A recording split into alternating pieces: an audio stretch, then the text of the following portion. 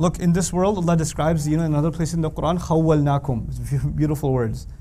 Allah describes that we had wrapped you up. You know what that means? Allah had wrapped you up. When you were inside your mom, her belly wrapped you up.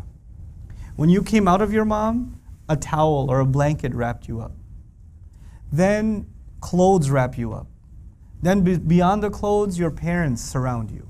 Beyond the parents, your home wraps you up. Your home surrounds you. Your neighborhood surrounds you. Your friends surround you. We are wrapped up. We are surrounded by different kinds of things. Judgment Day comes and Allah says literally He's peeling all of the things you were surrounded by.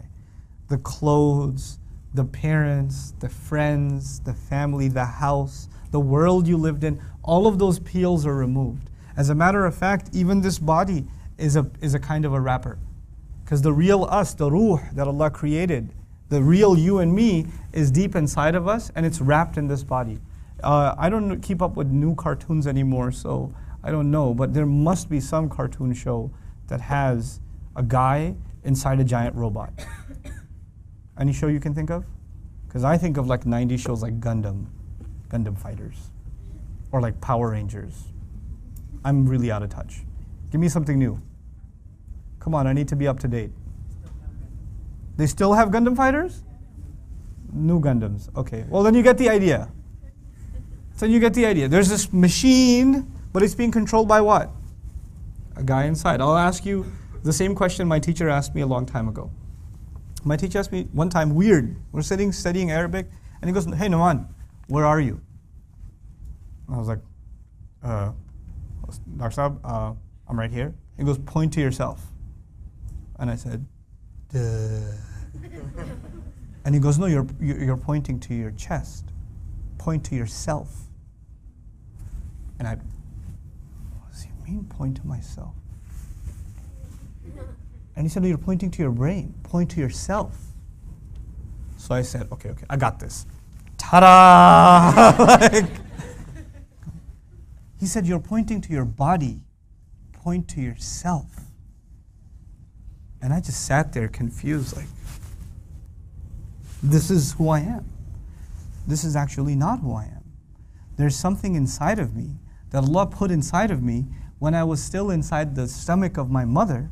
That is actually who Nouman is. This body will die. This body is going to die. It's going to be inside a grave. It's going to be rotting. But I will actually still be alive. I'll still be alive. That's called my ruh. Ruh. I'm not going to call it my soul or my spirit. I'm just going to call it my what? Ruh. If you want to write it in English, R-U-H. It's something Allah created. Each one of you is actually a ruh. You were created a long time before you ever came in this earth. A long time before. And the angel brought you into the belly of your mother, into the body that Allah was creating. This body is actually not you. This body is just something you are wrapped up in. This is just a package Allah gave you. And this package will go, but you will be around still. And then He will repackage this body when the akhirah comes. When the afterlife comes, He'll take you out, He'll take the real you out, and wrap you up in a new body again. You know? We're going to be brought up anew. So this idea of us being inside, that is we're in that sense, we're alone. I want you to understand the purpose of this ayah is to internalize a really scary fact.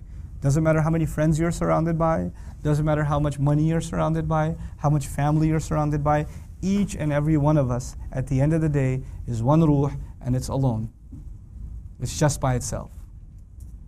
And that's how it's going to be on Judgment Day. كُلُّهُمْ أَتِيهِ يَوْمَ الْقِيَامَةِ فَرْدًا. Everyone will come before Allah one by one by one. Just alone. Fardan, just alone. You're not going to be with anybody else. This reality is probably one of the most important. It's a dark reality, but it's one of the most important realities that young people and human beings have to know.